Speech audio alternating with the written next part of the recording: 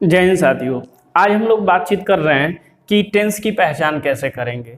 तो टेंस की पहचान में अब ये देखना होगा कि हम टेंस को कैसे कैसे पहचान सकते हैं।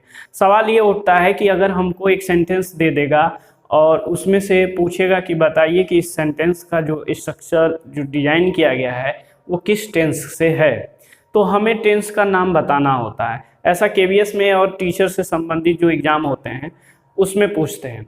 लेकिन एक इम्पॉर्टेंट बात है कि हम जो जिसमें टेंस को जानने जा रहे हैं वो इंग्लिश लैंग्वेज है और एक हिंदी लैंग्वेज होती है। तो हिंदी में भी एक वाक्य देके और वहाँ भी पूछ लिया जाता है कि किस काल का या किस टेंस का यह हिस्सा है, तो वहाँ पूछ लेता है। इंग्लिश में सेम वही चीज़ इंग्लिश में दे देता है, एक सेंटेंस दे के निकालना होगा। लेकिन अब पकड़े कैसे या समझे कैसे या पहचाने कैसे, ये मुद्दा उठता है। तो हिंदी में जो होगा वो मुख्य क्रिया के अंतिम में आप देखते हैं कि क्या हुआ है। इंग्लिश में थोड़ा सा अलग चीज़ होती है और इंग्लिश में जो होती है वो सबसे इम्पोर्टेंट चीज़ होती है। पहला नंबर पे जो आपको फोकस करना होगा दैट इज़ हेल्पिंग वर्ब, और हेल्पिंग वर्ब के बाद अगर आप कोई चीज़ देख सकते हैं तो वो है आपका मेन वर्ब। अब हेल्पिंग वर्ब क्या है, कैसे पहचाना जाता है, किसका क्या होता है। तो देखिए, ग्रामर नाम की नगरी थी जिसमें टेंस नाम के बुढ़ऊ थे और इस बुढ़ऊ के 3 लड़के हुए। एक हुआ प्रेजेंट, दूसरा हुआ पास्ट और तीसरा हुआ फ्यूचर। ठीक है, तो अब प्रेजेंट के हुए 3 लड़के, सॉरी प्रेजेंट के 4 लड़के हुए और पास्ट के भी 4 लड़के हुए और फ्यूचर के भी 4 लड़के हुए। वो जो 4 लड़के हुए उनका मैं नाम लिख दे रहा हूँ इंडेफिनिट। दूसरा जो हुआ वो कॉन्टिन्यूअस,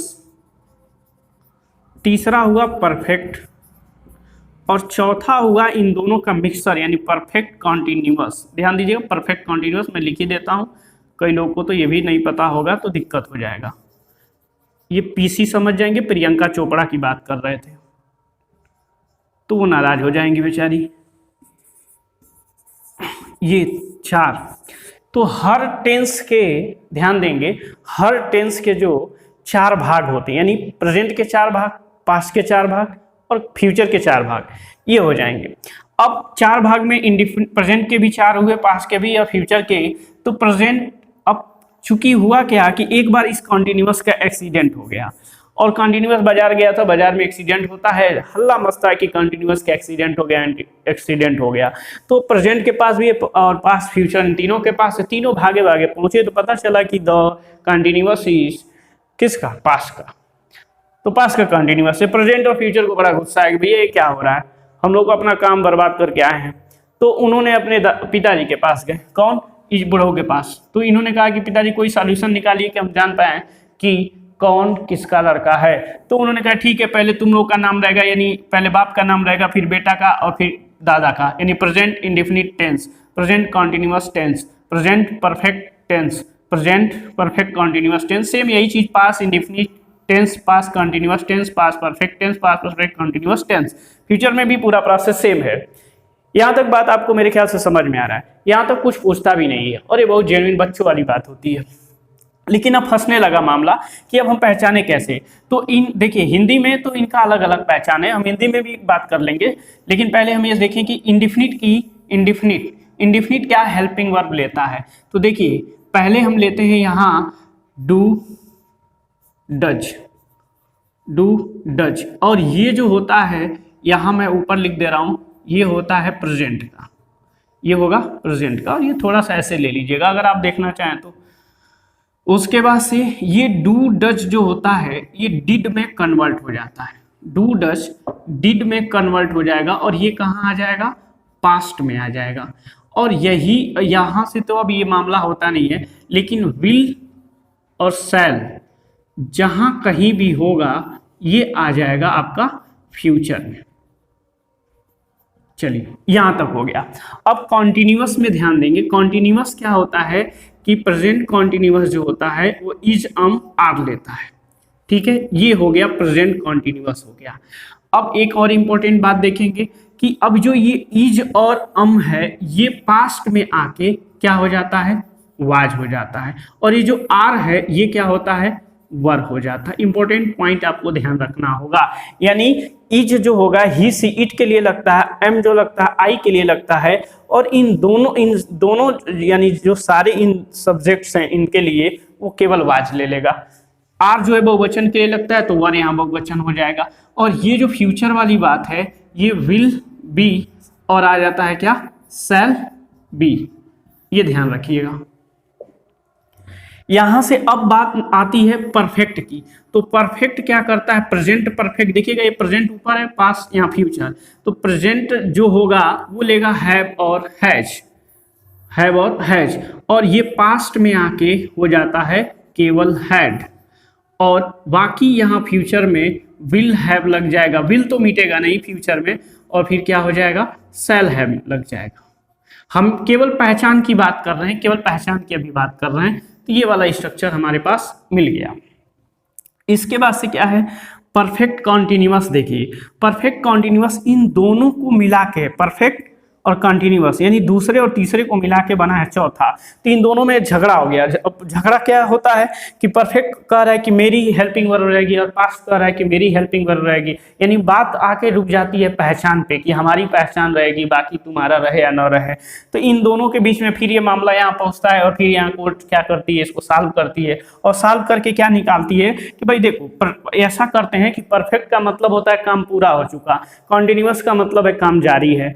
तो हम एक काम करते हैं ना कि कुछ काम को समाप्त कर देते हैं, कुछ काम को जारी रखते हैं, यानी परफेक्ट का पूरा कुछ कर देते हैं और कॉन्टिन्यूअस का जारी कर देते हैं, दोनों सहमति हो गए, चलो भैया वजूद दोनों का है तो यहाँ तक काम ठीक है। यानी एक तरीके से हम ले लेते हैं परफेक्ट का हेल्पिंग वर्ब हैव और हैज, और इस बी का ही एक फॉर्म लग जाता है इन दोनों के साथ बीन, ध्यान दीजिएगा बीन लग जाएगा, ये इंपॉर्टेंट है। और जब ये हैव और हैज यहाँ हैड हुआ था, यहाँ हैव और हैज क्या हुआ था, हैड हुआ था, तो ये क्या हो जाएगा पास्ट में हैड बीन हो जाएगा, ध्यान दीजिएगा हैड बीन होगा। और ये विल हैव है और शैल हैव है, तो इसके साथ विल हैव बीन या शैल हैव बीन हो जाएगा, यानी बीन कहीं भी आएगा।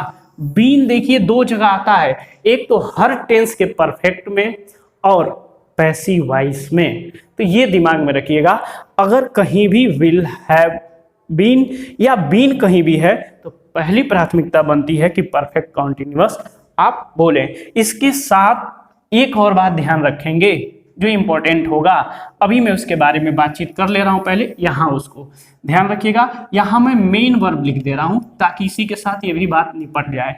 अर्थात इंडिफिनिट में हमेशा क्या होगा, इंडिफिनिट में क्या होगा, मेन वर्ब का फर्स्ट फॉर्म का इस्तेमाल होगा, मेन वर्ब का क्या होगा, फर्स्ट फॉर्म का इस्तेमाल होगा। और यहाँ एक बात ध्यान रखिएगा, कंटिन्यूअस में क्या होगा, मेन वर्ब में के फर्स्ट फॉर्म में, यहाँ ध्यान दीजिए फर्स्ट फॉर्म में आईएनजी का प्रयोग होता है, यानी कहीं भी आईएनजी आएगा और वहाँ इजम आर वाज वर हो तो वो कॉन्टिन्यूअस का ही हिस्सा होगा। आप चेक कर लीजिएगा किसका है कॉन्टिन्यूअस, हैव हैज हैड है तो ये हमेशा मेन वर्ब का थर्ड फॉर्म लेगा। देखिएगा हैव कहीं भी आ जाए, हैड कहीं भी आ जाए और हैज कहीं भी आ जाए और वहाँ वर्ब हो तो थर्ड फॉर्म आएगा।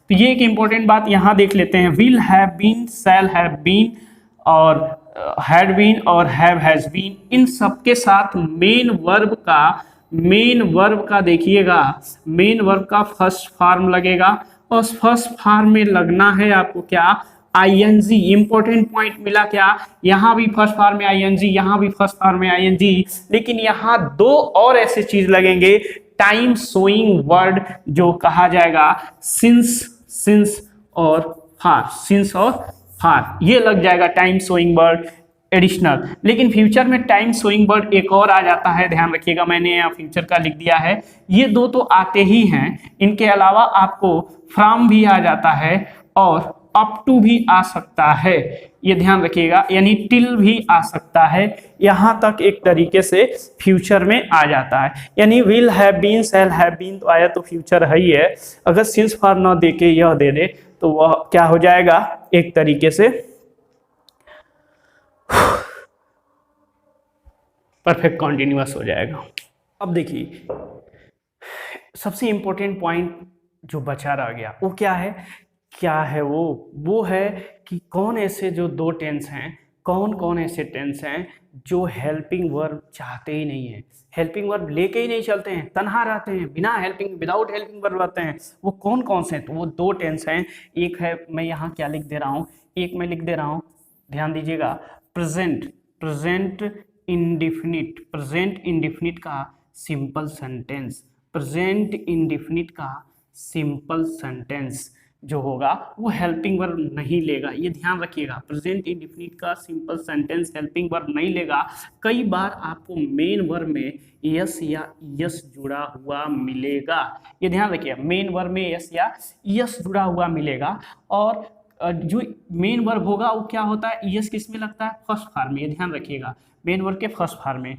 और दूसरा जो होता है वो क्या होता है, पास्ट इंडिफिनिट, पास्ट इंडिफिनिट का सिंपल सेंटेंस, पास्ट इंडिफिनिट का सिंपल सेंटेंस जो होता है वो कोई भी हेल्पिंग वर्ब का प्रयोग नहीं करता है, अर्थात वो एक और काम करता है, वो क्या करता है, मेन वर्ब का सेकेंड फॉर्म लेता है, मेन वर्ब का सेकेंड फॉर्म होगा।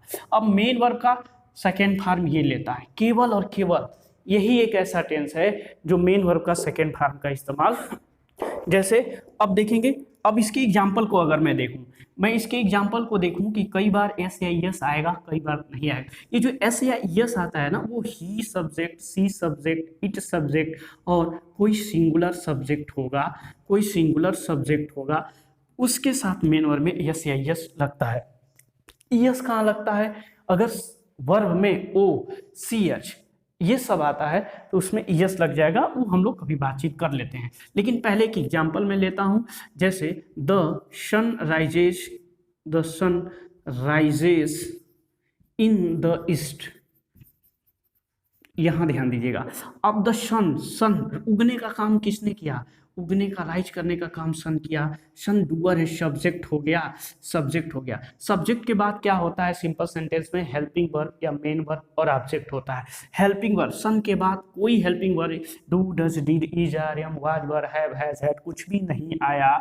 इसका मतलब ये क्या है, ये मेन वर्ब है। और मेन वर्ब क्या लगा है, मेन वर्ब का फर्स्ट फॉर्म है और इसमें लगा है S, that is the present indefinite simple sentence. ये हो गया आपका, समझ में आ रहा है ना, पूरी बात को ध्यान रखना है। और मैं ये लिखता हूं, they go to school, they go to school daily, ध्यान रखिएगा, they go to school daily. यहां अगर मैं बात देखता हूं, दे प्लूरल सब्जेक्ट हो गया, प्लूरल सब्जेक्ट, प्लूरल सब्जेक्ट हुआ, सब्जेक्ट के बाद आना चाहिए हेल्पिंग वर्ब, हेल्पिंग वर्ब है नहीं, गो है, गो है मेन वर्ब का फर्स्ट फॉर्म, गो है मेन वर्ब का फर्स्ट फॉर्म, लेकिन प्लूरल सब्जेक्ट होने के कारण इसमें एस या एस नहीं लगा और इसके पहले कोई हेल्पिंग वर्ब नहीं लगा। This is only and only present indefinite simple sentence, ठीक है ना, ये इंपॉर्टेंट पॉइंट था इसमें। अगर मैं इसका लेता हूं पास्ट इंडेफिनिट का सिंपल सेंटेंस जो मेन वर्ब का सेकंड फॉर्म लेता है, तो एक एग्जांपल लेता हूं कि राम किल्ड रावण, मार दिया जान से रावण ने, रावण ने, राम ने, राम ने, रावण ने भी जान से मारा था, सीता को हर लिया था, बेचारे राम जानते ही हैं। Ram killed Ravan, Ram killed, Ram subject है, मार दिया है किसको, रावण को, किल्ड जान से मार देना, तो किल वर्ब है, सब्जेक्ट हुआ, वर्ब हुआ, हेल्पिंग वर्ब कहाँ यार, हेल्पिंग वर्ब तो है ही नहीं है, तो इसका मतलब यहाँ क्या है, मेन वर्ब है, और मेन वर्ब का क्या है, सेकेंड फॉर्म। तो अब जैसे ईडी लगा आप सोचेंगे ये कैसे सेकेंड फॉर्म, मैं आपको थोड़ा सा इन्फॉर्मेशन यहाँ दे रहा हूँ, यहाँ दे दो, यहाँ दे देता हूँ।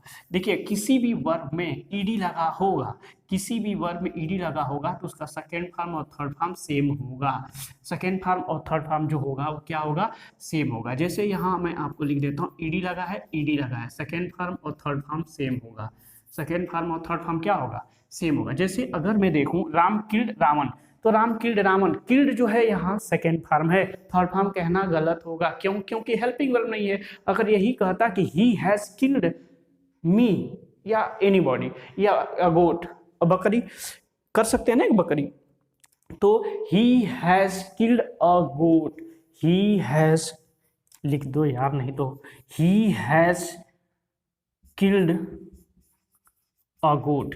यहाँ आपको क्या होगा, हैज है हेल्पिंग वर्ब, और हेल्पिंग वर्ब के बाद यही किल्ड जो आया ये थर्ड फॉर्म हो गया, लेकिन यहाँ हेल्पिंग वर्ब नहीं आया तो यहाँ मेन वर्ब का सेकेंड फॉर्म, और इस सेंटेंस को कहा जाएगा प्रेजेंट नहीं पास्ट इंडेफिनिट का सिंपल सेंटेंस।